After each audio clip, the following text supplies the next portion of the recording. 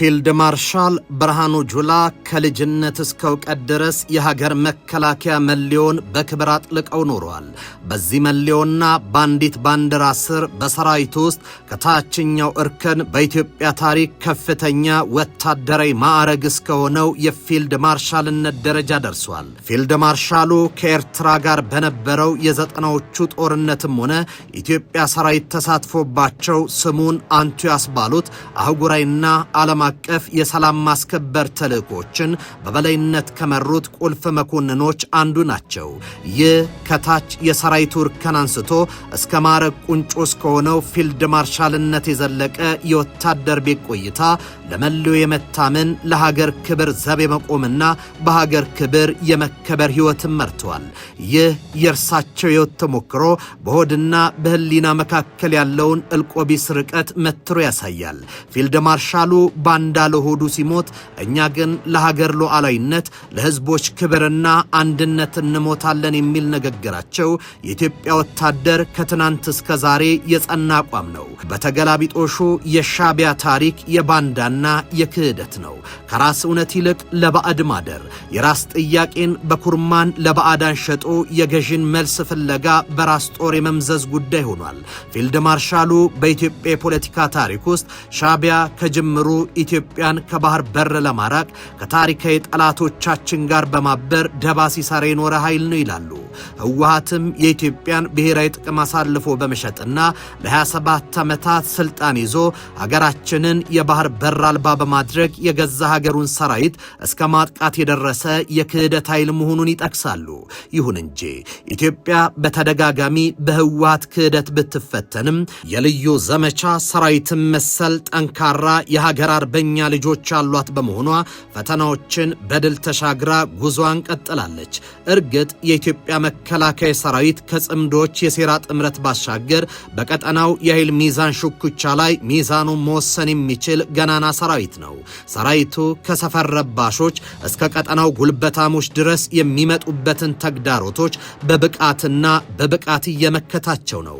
ነገር ግን የወደቁ መንግስታት መንግስታዊ ሽብርን የሚደግፉ ሀገራት ሽብርተኞችና የባህር ላይ ወንበዴዎች በሚያተራምሱት ቀጠና ላይ ለሃያላኑ ሀገራትም ሆነ በእድገት ግስጋሴ ላይ ላለች ኢትዮጵያ ሳንካ ናቸው።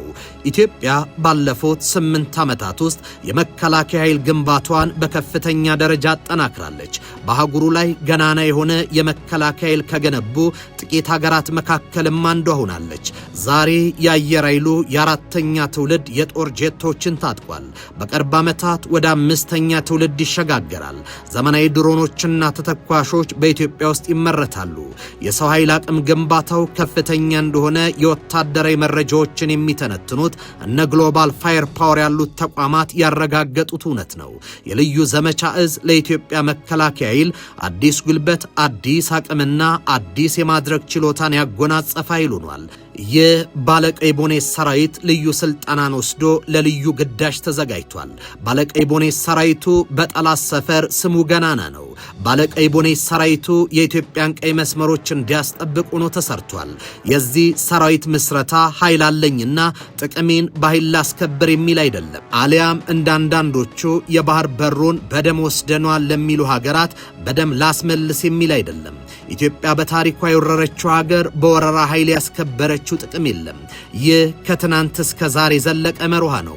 ፊልድ ማርሻል ብርሃኑ ጁላ እንደሚሉት ዛሬ የኢትዮጵያ ብሔራዊ ጥቅምን ለመስበር የሚጣደፉ ኃይሎች የጥፋት መልእክተኞችን እብሪት መስበርና ዓላማቸውን ማምከን ቀዳሚ ተግባር መሆኑን ያሳስባሉ። በአሁኑ ወቅት የልዩ ዘመቻዎች እዝ በሰው ኃይልና በትጥቅ ግንባታ ከፍተኛ ደረጃ ላይ በመድረሱ ለየትኛውም አገር አፍራሽ ጥቃትና ለሰፈር ባንዳዎች ፈጣንና አስተማማኝ ምላሽ ለመስጠት ሙሉ በሙሉ የተዘጋጀ ነው። ይህ ጀግና ሰራዊት በማናቸውም አስቸጋሪ መልክዓ ምድር ውስጥ ጠላትን የማንበርከክ ብቃቱ ከዘመናዊ ቴክኖሎጂ አጠቃቀሙ ጋር በጥብቅ የተዋሃደ ሲሆን የጠላትን የጥቃት ሞገዶች ከማምከን አልፎ ኢትዮጵያ በቀጠናው ያላትን የጂኦፖለቲካ የኃይል ሚዛን የበላይነት ያረጋገጠ ሆኗል። ጤና ይስጥልኝ። ይህ ኢትዮ መልሕቅ ነው። መልሕቃችን የኢትዮጵያን የልዩ እዝ ዘመቻ የኃይል ግንባታን እየቃኘ አብራችሁ ቆይታ ያደርጋል። አብራችሁን ቆዩ።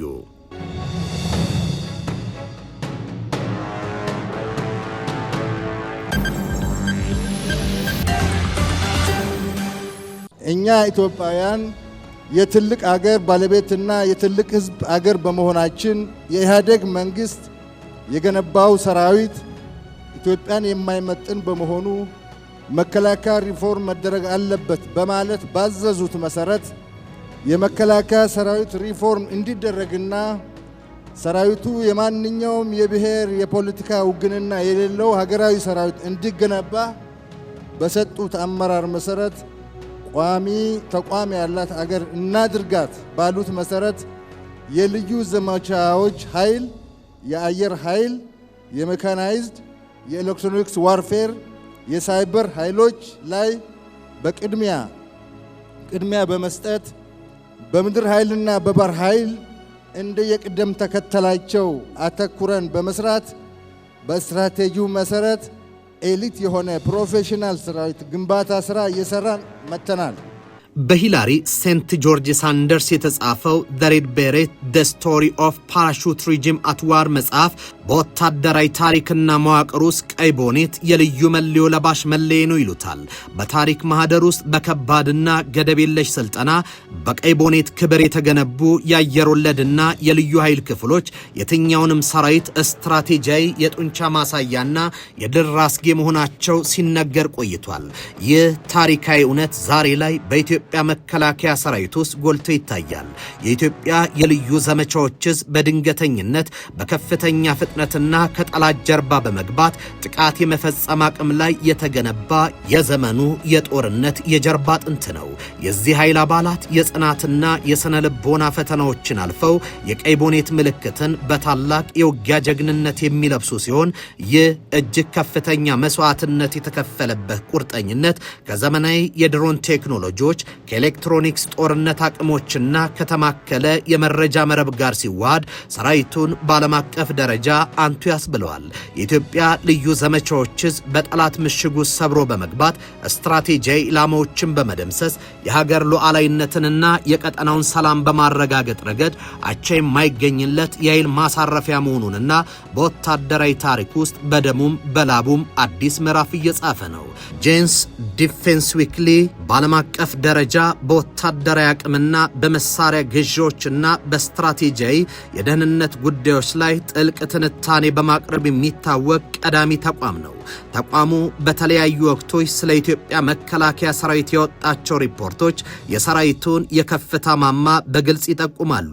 እንደ ተቋሙ ሪፖርት የኢትዮጵያ መከላከያ ሰራዊት በፈጣን የለውጥ ሂደት ውስጥ አልፎ ዛሬ ላይ ከአፍሪካ ቀንድ እስከ ቀይ ባህር ድረስ ያለውን የኃይል ሚዛን ሊቀለብስ የሚችል ስትራቴጂያዊ በላይነትን በብቃት እየተጎናጸፈ ይገኛል። አገሪቱ ከታሪካዊ የሰው ኃይል ብዛትና ከመደበኛ እግረኛ ጦር ዶክትሪን ወጥታ ዘመናዊውን ቴክኖሎጂ የአየር የበላይነትና የኤሌክትሮኒክስ ጦርነት አቅም ባማከለ መልኩ ሰራዊቷን እንደገና ማዋቀሯ ሉዓላዊነቷን አጽንቶ የሚያስጠብቅ አቅም ፈጥሮላታል። ዘመናዊ ተዋጊ ጄቶች፣ እጅግ የረቀቁ የሰው አልባ ድሮኖችና በራሳቸው የሚንቀሳቀሱ ከባድ መድፎች ከዘመናዊ መረጃ መረብ ጋር ተቀናጅተው መታጠቃቸው የመከላከያን የተጽዕኖ አድማስ አስፍቷል። ከዚህም በላይ የልዩ ዘመቻዎች እዝና የሪፐብሊካን ጋርድ አባላት ከየትኛውም ጊዜ በላይ በከፍተኛ ተንቀሳቃሽነት በቅርብ ርቀት ውጊያና በዲጂታል ስለላ ስልጠና ብቁ ሆነው መገኘታቸው ሰራዊቱ ከባህላዊ የመከላከል አቅም ባለፈ ሩቅ ቦታዎችን በመቆጣጠርና ስትራቴጂያዊ ኢላማዎችን በመምታት አቻ የማይገኝለት አቅም እንዳለው በግልጽ አሳይተዋል።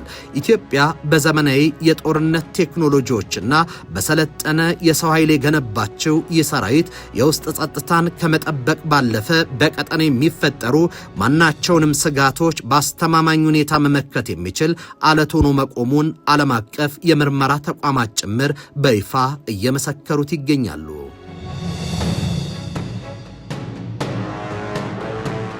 የጠላትን ብሔራዊ ጥቅም የሚያስጠብቅ ኢትዮጵያን የሚያዳክም ከተዳከመች ኢትዮጵያ የስልጣንና የሀብት ፍርፋሪ የሚጠብቅ ባንዳ በዝቷል።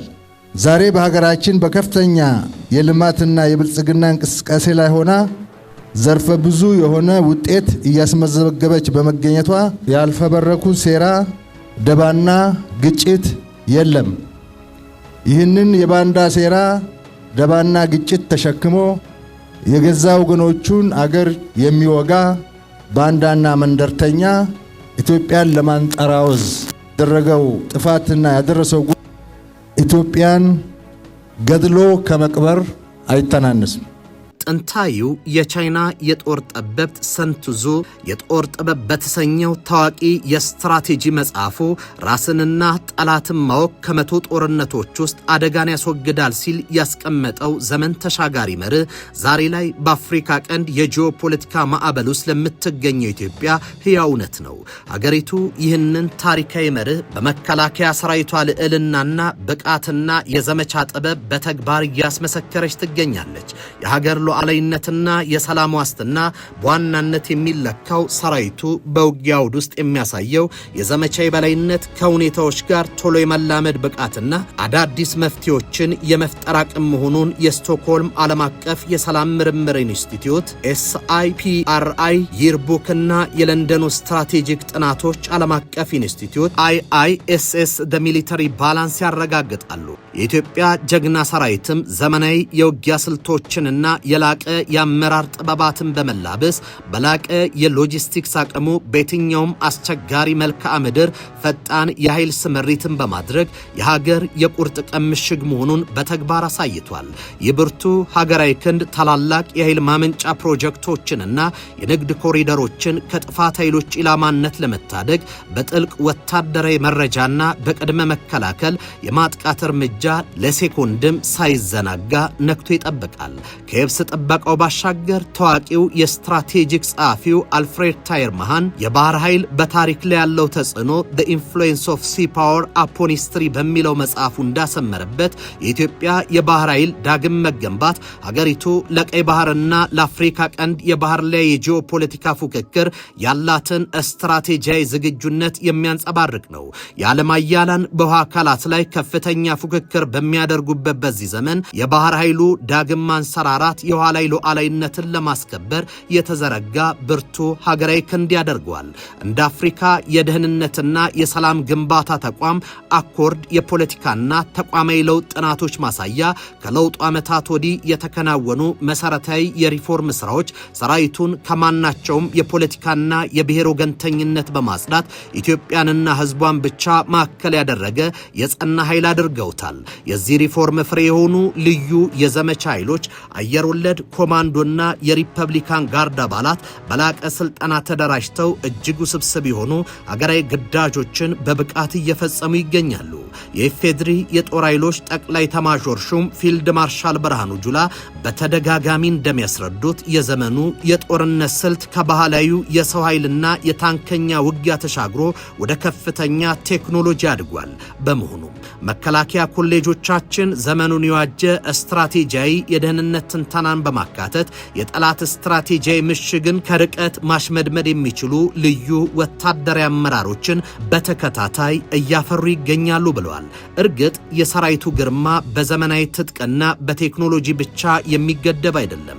እጅግ የላቀ ህዝባዊ ወገንተኝነቱና ጥብቅ ወታደራዊ ዲሲፕሊኑ ዋነኛ መገለጫዎቹ ናቸው።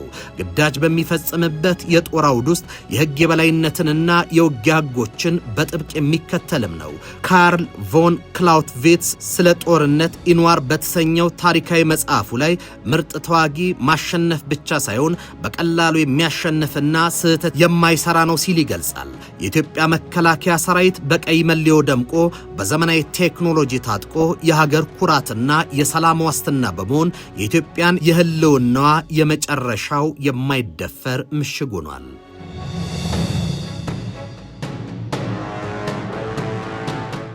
ጀግናው አርበኛና የአገር ፍቅር ሴት ባለቤት የሆነው የመከላከያ ሰራዊት እየወሰደ በመጣው አገርን የማዳን ተልዕኮ ጠላት ባይመክት ኖሮ ሰራዊቱ የኢትዮጵያ ሰራዊት ባይሆንና ልፍስፍስ ኃይል ቢሆን ኖሮ ባዕዳንና ባንዳዎች ለኢትዮጵያ የደገሱላት ጥፋት የአገርን ህልውና የሚያጠፋ አደገኛ ድግስ ነበር። ኢትዮጵያ ምንም ያህል ፈተና ቢበዛባት ፈተናም በመሰባበር የማለፍ ተፈጥሮ ያላት ሲወርድ ሲዋረድ የመጣ የወል ብቃት ያላት አገር ናት። በዚህ ዘመን የኢትዮጵያ ፈተናን በመሰባበር የማለፍ የወል ብቃት ብቻ በቂ ስለማይሆን ያለንን ተፈጥሯዊ ብቃት በሰው ሀብት ልማትና በቴክኖሎጂ ወደ ላቀ ደረጃ ለማድረስ በትምህርትና ስልጠና ተቋማት ላይ ብዙ ሰርተናል። የአንድ አገር መከላከያ ሰራዊት ጥንካሬ ሲነሳ ከታጠቀው የጦር መሳሪያ ብዛት ወይም ከሰው ኃይል ቁጥር ብቻ ተነጥሎ የማይታይ ይልቅስ ከአባላቱ የአእምሮ ብቃት ከእውቀት ደረጃቸውና ከላቀ የስትራቴጂያዊ አስተሳሰብ ጽንሰ ሐሳብ የሚመነጭ እውነተኛ አስተማማኝና የማይበገር ሀገራዊ ኃይል ነው። ባለፉት የለውጥ ዓመታት የኢፌዴሪ መከላከያ ሰራዊት ታሪካዊና አኩሪ ጀግንነቱን ከዘመናዊ ሳይንስ ጋር በማዋሃድ ትምህርትና እውቀትን መሰረት ያደረገ ስር ነቀል ተቋማዊ ግንባታን ያከናወነ ሲሆን ዛሬ ላይ መከላከያ ዩኒቨርሲቲን፣ ዋር ኮሌጅንና እንዲሁም ኢንጂነሪንግ ኮሌጅን ጨምሮ የተለያዩ ወታደራዊ የትምህርት ተቋማት የሰራዊቱ አባላትን በዘመናዊ ዕውቀት፣ በሳይበር ደህንነት፣ በአቪዬሽን ቴክኖሎጂና በሰው ሰራሽ አስተውሎት AI በማነስ ተቋሙን የዕውቀትና የቴክኖሎጂ ምሽግ አድርገውታል። የዘመናችን ጦርነት የሚካሄደው በርካታ ሰራዊት በማሰማራት በግንባር ላይ ብቻ ሳይሆን በቴክኖሎጂ፣ በኢኮኖሚ፣ በመረጃና በሳይበር አውታሮች ጭምር በመሆኑ ይህንን ውስብስብ የዘመኑን እውነት የተረዳው ሰራዊቱ ከጊዜው ጋር የሚራመድ የቴክኖሎጂ አቅም በመገንባት ወታደሩ ከመቼውም ጊዜ በላይ ጠለቀ የአእምሮ ብቃትና የስትራቴጂያዊ ዕቅድ አመራር ጥበብ እንዲኖረው አስችሎታል።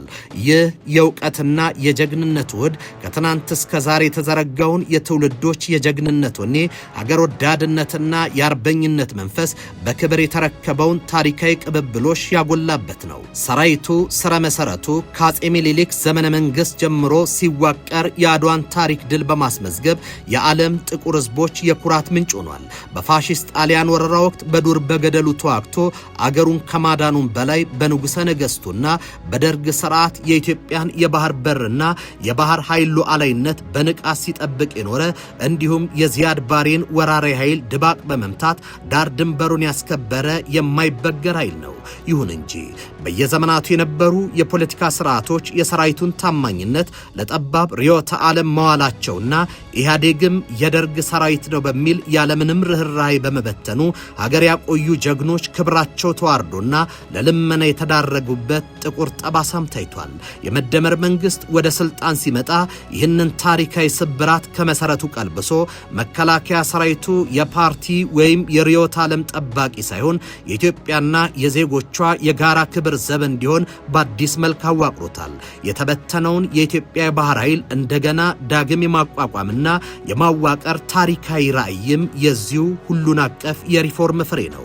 አሁን ላይ የኢትዮጵያ መከላከያ ሰራዊት የትናንቱን የአባቶቹን ወኔና አርበኝነት ሙሉ በሙሉ በመውረስ በዘመናዊ ሚሊተሪ ሳይንስ፣ በስትራቴጂያዊ ቴክኖሎጂና በከፍተኛ ህዝባዊ ወገንተኝነት የታጠቀ ግዙፍ ኃይል በመሆን ኢትዮጵያን ከውስጥ ባንዳና ከውጭ ጠላቶች በአስተማማኝ ሁኔታ መከላከል የሚችልበት ልዕለ ቁመና ላይ ደርሷል። ከፍተኛ የትጥቅና የሰው ኃይል ግንባታ ላይ ደረሰው የልዩ ዘመቻዎችስ ከውስጥም ከውጭም አደጋን ለሚፈጥር ኃይል ፈጣንና አስተማማኝ ምላሽ መስጠት የሚችል የማይደፈር የሰላም ዋስትና ሆኗል። የተከበራችሁ የኢትዮ መልሕቅ ቤተሰቦች የዛሬው መልሕቃችን በዚህ አበቃ። በቀጣይ በሌላ ዝግጅት እስከምንገናኝ በያላችሁበት ሰናይ ጊዜ ይሁንላችሁ።